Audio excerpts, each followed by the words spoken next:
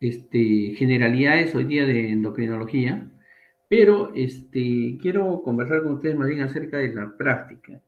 La práctica del día... Mañana tengo prácticas con el grupo C, en la tarde, 6:20. Y el jueves más bien va a ser virtual la práctica. La práctica mañana es presencial y el jueves la práctica es virtual. La siguiente semana vamos a invertir la figura, ¿ya? La práctica va a ser virtual para los del día martes y va a ser presencial para los del día jueves. Y para el seminario ya vamos a hacer, me parece que va a ser todo presencial, ¿ya? Entonces estamos regresando a esa parte conmigo, ya la presencialidad. Entonces vamos a comenzar hoy día con la... Ahora, si el grupo D mañana quisiera hacer la práctica, no, perdón, la próxima semana teníamos que conversar. De repente tenía que conversar con ellos. Bueno, vamos a hablar sobre introducción a la endocrinología hoy día. Para este capítulo vamos a usar mi bibliografía Guyton y también ustedes saben que yo hago algunas preguntas de la clase teórica, ¿no es cierto? Porque también tienen que tener algún puntaje que ustedes vengan a escuchar la clase. Bien. La endocrinología, la fisiología de las glándulas endocrinas, se basa básicamente en el estudio del eje hipotálamo hipoficiario. En los núcleos que están a nivel hipotalámico, los núcleos supraventricular supraóptico y paraventricular, que son dos núcleos donde se van produciendo neurohormonas, vamos a ver ahorita ese término, y que se conectan directamente con la glándula hipófisis, la cual es la encargada de liberar algunas sustancias que van a afectar a otras glándulas para la liberación de determinadas hormonas. O, en todo caso, van a liberar hormonas directamente, sobre todo las neurohormonas, las cuales se depositan en la neurohipófisis, llámese la ADH y la oxitocina. La ADH encargada de lo que es el manejo de líquidos y la oxitocina encargada de lo que es la lactancia materna, la contracción uterina, ¿no? Y algunos le atribuyen la hormona de la felicidad, ¿no? Que se está viendo que hay también algún cierto efecto en los varones, aún no hay órganos blancos identificados. La glándula hipófisis, ubicada en la base del cráneo, en la silla turca, una glándula pequeñísima, 2 gramos de peso, también tiene una parte anterior, ¿no? Una parte anterior donde se secretan las sustancias liberadoras que van a afectar a las otras glándulas para que su trabajo sea el óptimo, ¿ya? Y tiene una parte intermedia donde también se ha visto que hay algunas sustancias que se van liberando, ¿no? Entonces, esto es importante, esta ubicación, porque vamos a hablar la siguiente clase de lo que es el eje hipotálamo-hipófisis, ¿no? Cosa que tiene que ver con lo que es el pasaje del torrente sanguíneo entre el hipotálamo y la hipófisis, un sistema portal parecido al del hígado, en el cual se van transportando algunas hormonas y algunas sustancias liberadoras, ¿ya? Que las vamos a ir viendo con el transcurso del desarrollo del curso.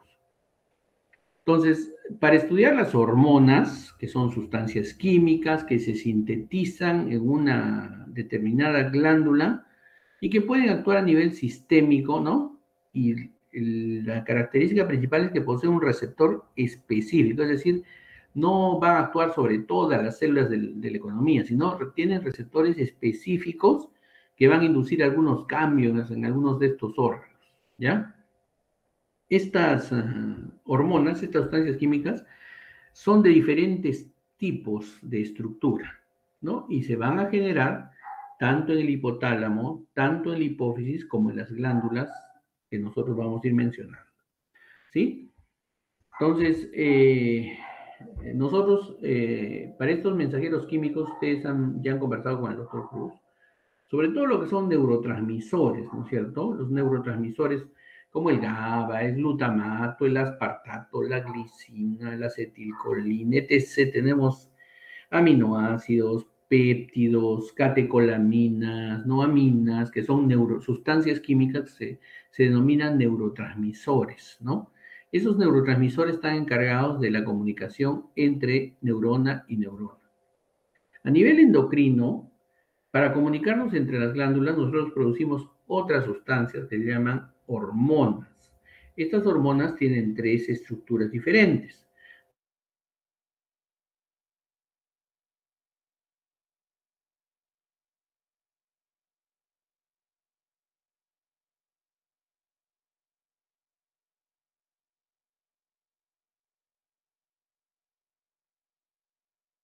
Hormonas pueden ser la vasopresina, la oxitocina, que les decía.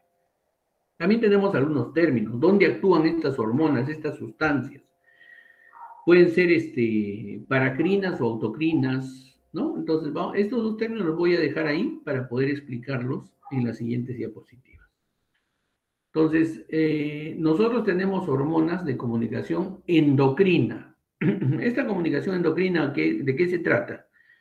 Que una glándula produce una sustancia química, una hormona, esta glándula produce la hormona y esta hormona es depositada en la sangre, en el torrente circulatorio.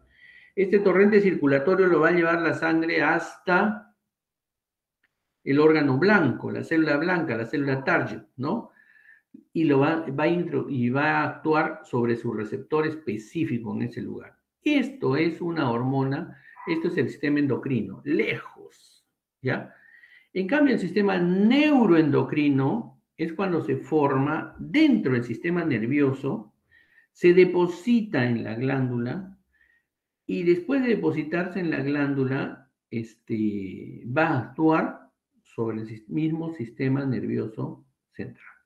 Podemos hablar del desarrollo de la tirosina, de la adrenalina, la noradrenalina que actúan sobre el sistema nervioso central.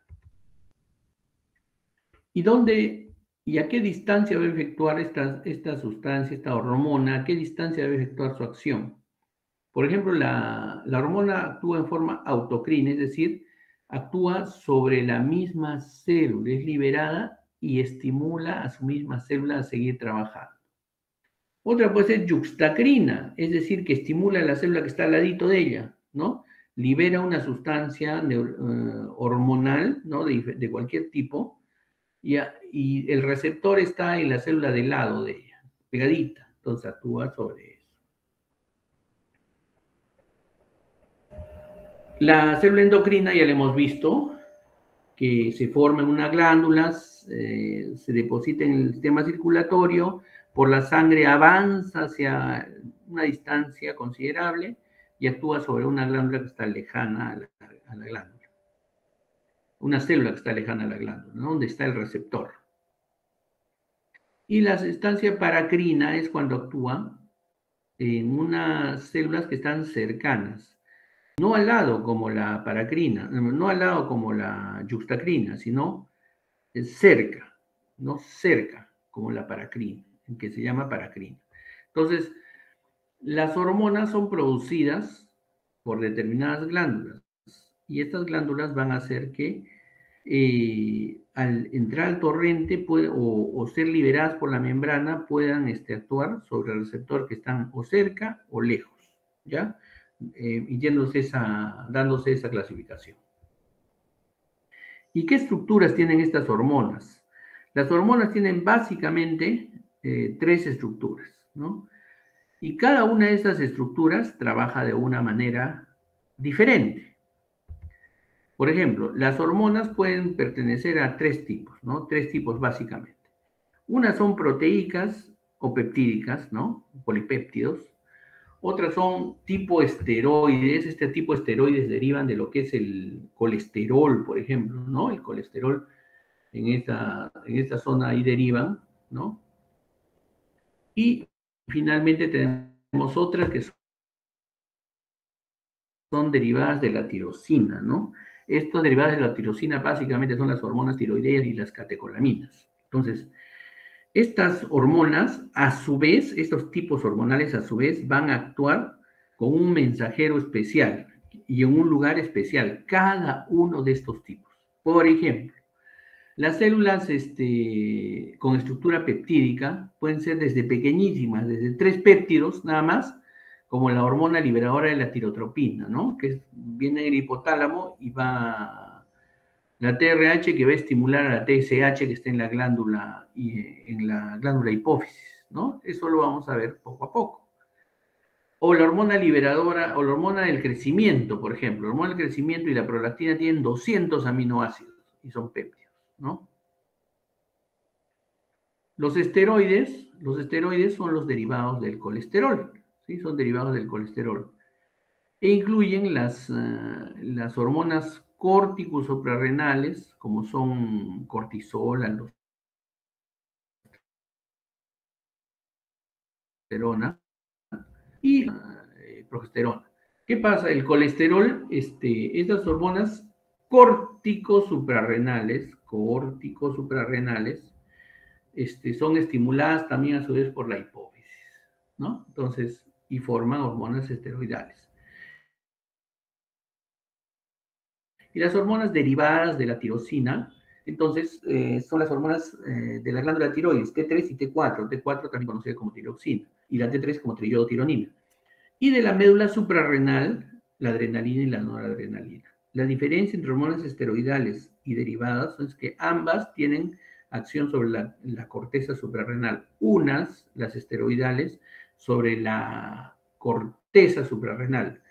Y dos, las derivadas de la tirosina en la médula suprarrenal, donde forman catecolaminas. Entonces, por ejemplo, las hormonas proteicas o peptídicas siguen el patrón que nosotros hemos visto de la formación proteica, ¿no? Hemos tenido un capítulo sobre eso anteriormente. Se sintetizan ¿dónde? En el retículo endoplásmico rugoso. Recordemos que en el núcleo se van generando proteínas, cadenas de aminoácidos, el ARN mensajero lo lleva al ARN ribosomal y lo comienza a leer, ¿no es cierto? El ARN de transferencia va trayendo los aminoácidos y forman polipéptidos. Estas son prohormonas las que se forman, ¿ya? Y se empaquetan en el aparato de Golgi. Está ahí nada nuevo, todos ustedes ya lo han visto entonces. Y al mencionarse en el aparato de Golgi son prohormonas, forman gránulos de secreción en el botón sináptico. Y entonces, como ya hemos visto antes también, en este botón sináptico son liberadas. ¿Por qué son liberadas? Porque viene el impulso por canales de sodio, ¿no? El potencial de acción, y cuando llega el botón sináptico, entra en acción los canales de calcio. Y al entrar en acción los canales de calcio, el calcio tiene como función unir a la membrana,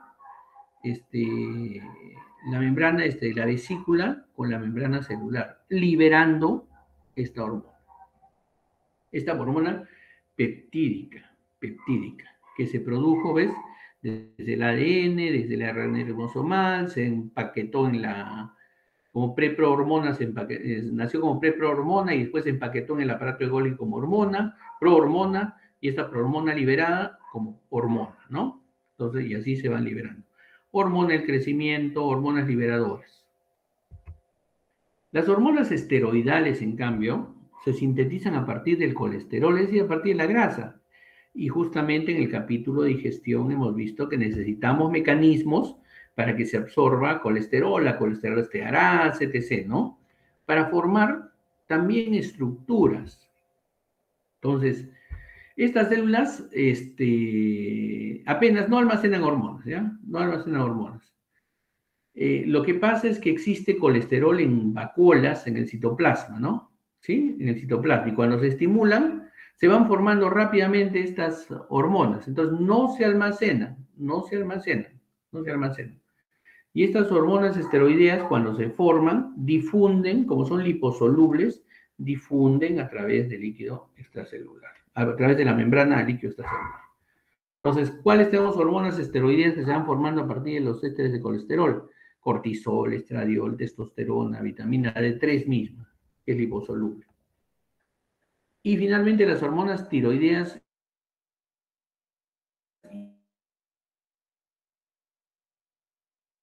y las catecolaminas. Las hormonas tiroideas tampoco se almacenan en gránulos, sino que aparecen en el citoplasma en cadenas ya proteicas, ¿sí? A través de una difusión.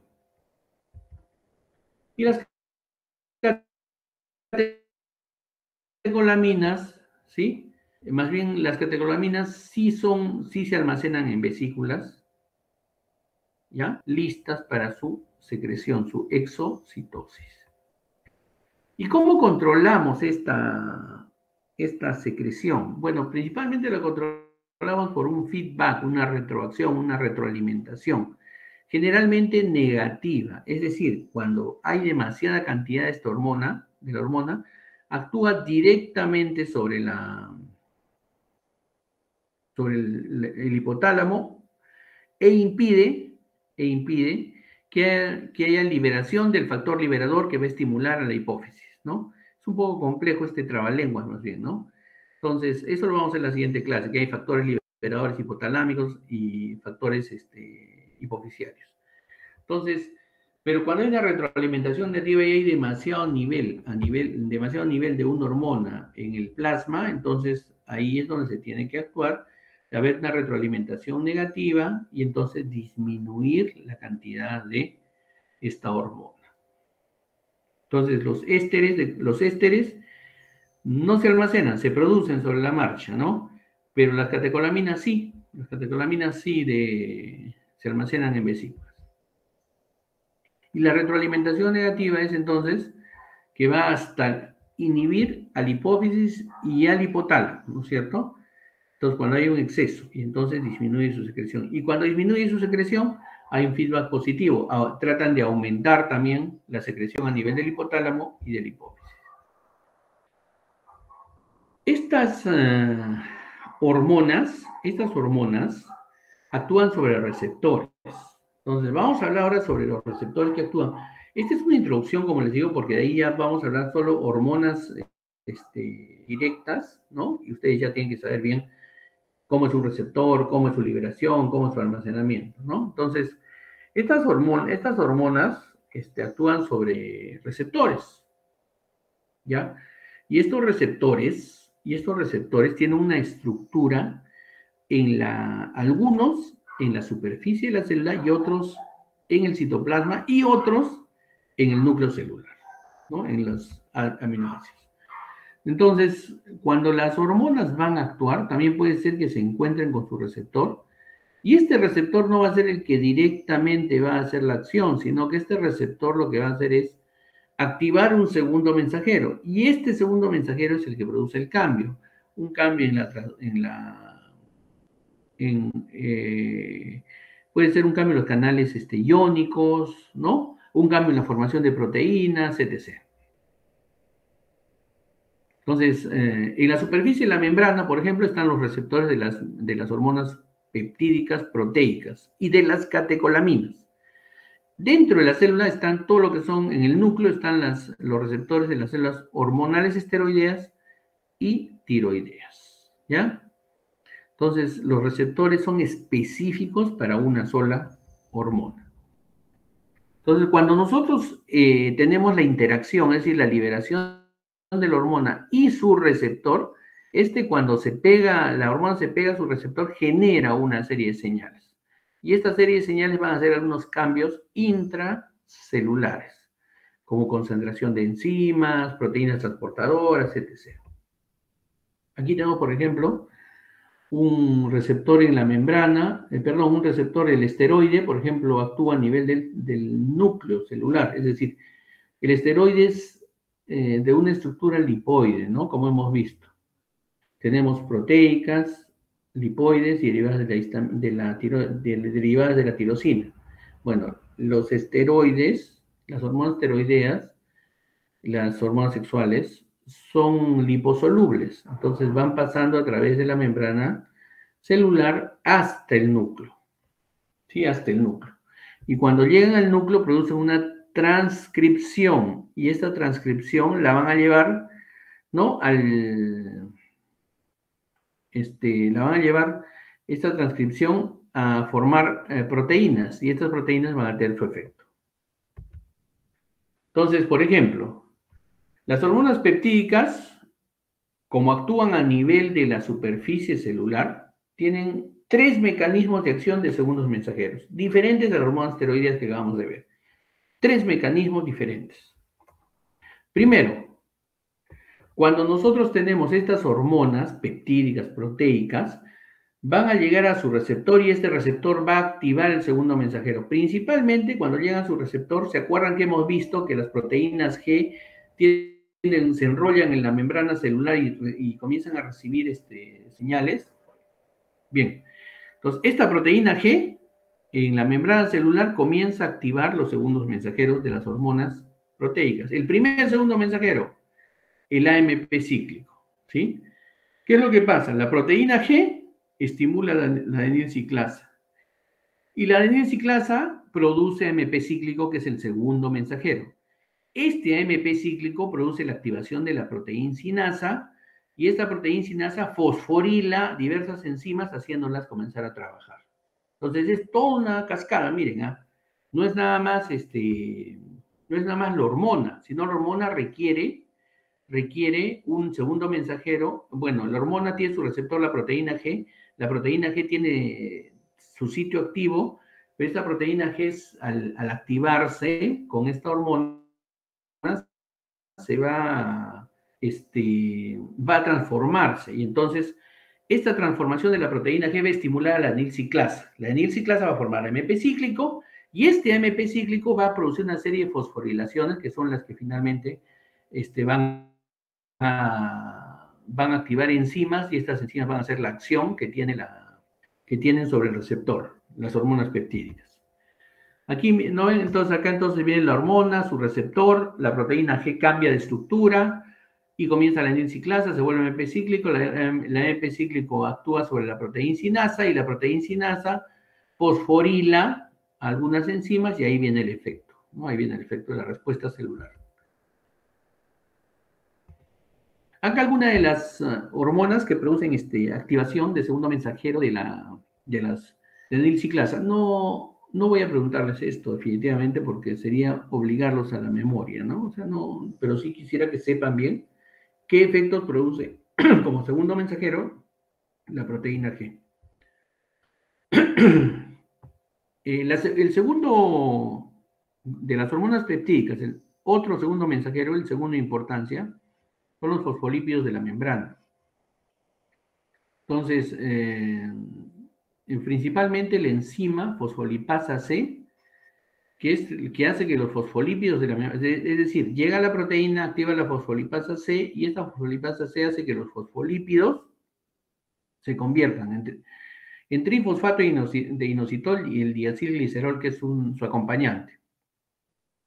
El trifosfato de inositol, el más importante, actúa sobre el retículo endoplásmico y libera calcio. Y este calcio activa la proteína sinasa, que es la encargada de las otras acciones. Como hemos visto con la N-ciclasa, con la AMP cíclico, ¿no es cierto?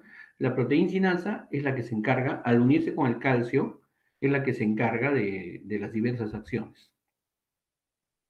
Y el diacilglicerol se hidroliza a ácido araquidónico. El ácido araquidónico, que es precursor de las prostaglandinas. Estas prostaglandinas son una respuesta inflamatoria y de diferentes tipos, básicamente inflamatoria, que nos proporciona la estimulación por parte de las neuronas peptídicas de los receptores de los fosfolípidos. Entonces aquí tenemos, por ejemplo, el receptor, la proteína G, la fosfolipasa C vuelve el trifosfato de inositol y al diacilglicerol. El trifosfato de inositol ayuda a la liberación de calcio, ¿sí? Y este calcio también ayuda a la formación de proteína sinasa activa. Y esta proteína sinasa activa, ¿sí? Actúa también sobre fosforilando acciones, ¿no? Y esta es una respuesta celular ya a la fosforilación. Y también tenemos al diacilglicerol, que también actúa sobre el ácido araquidónico y también actúa en la formación de prostaglandinas que nos van a ayudar a estas respuestas inflamatorias, dolorosas, etc. hormonas que utilizan el sistema de segundo mensajero es la fosfolipasa C. Entonces, hasta ahorita hemos visto que las hormonas peptídicas usan dos tipos de segundos mensajeros, ¿no es cierto? Fosfolipasa C, ¿sí? Y la enilciclasa. Ambos al final, proteína C quinasa, ¿no? Pero por diferentes caminos. Y el tercer tipo que usan las proteínas peptídicas, las hormonas peptídicas, el segundo mensajero es el calcio calmodulina, ¿sí? Entonces, permiten el ingreso de estas hormonas del calcio, ¿no? Y se unen a la proteína calmodulina y forman un complejo, ¿sí? Y estas estimulan la actividad, hacen reacciones intracelulares. Entonces, aquí tenemos el complejo calcio-calmodulina. Por ejemplo, la adrenalina, ¿sí? Puede actuar sobre de dos formas en los segundos mensajeros, ¿no? La adrenalina. La adrenalina la hemos visto hace poquito actuando sobre el inositol 3-fosfato y acá también la vamos a ver sobre el complejo calcio-calmodulina. Entonces, hasta ahí tenemos los tres tipos de acción que tiene las hormonas peptídicas y sus tres tipos de acción sobre segundos mensajeros. Y las hormonas esteroideas, que son liposolubles, que vienen del colesterol, que pasan directamente en la membrana celular, ¿sí? Están pasando la membrana celular, se pasan hasta la membrana nuclear y llegan al ADN. Y en el ADN comienzan a leer la situación del ADN, ¿no es cierto? Y comienzan a generar proteínas, ¿sí? Entonces, estas hormonas tienen receptores intracelulares, ¿sí? Y la hormona, su interacción entre la hormona y el receptor, cambia la conformación, ¿no? Cambia la conformación. ¿Y por qué? Porque esta hormona, al unirse a su receptor intracelular, tiene que activar el ADN y comienza a transcribir diversas proteínas, diversas señales que llegan con proteínas. Entonces, acá, por ejemplo, las hormonas esteroideas ya tienen una transcripción intracelular, intranuclear, y van y leen directamente el ADN, y leyendo el ADN, entonces nosotros comenzamos a producir proteínas nuevas. Las hormonas tiroideas igual, las hormonas tiroideas también actúan sobre sobre las membranas, pasan la membrana celular, pasan la membrana nuclear, van al ADN, en el ADN leen su estructura, ¿no? Y luego producen proteínas, ¿no? Entonces, la tiroides es importante por este motivo. Entonces, esta clase era una introducción a la endocrinología, ¿ya? ¿Alguna pregunta, dudas? Por favor.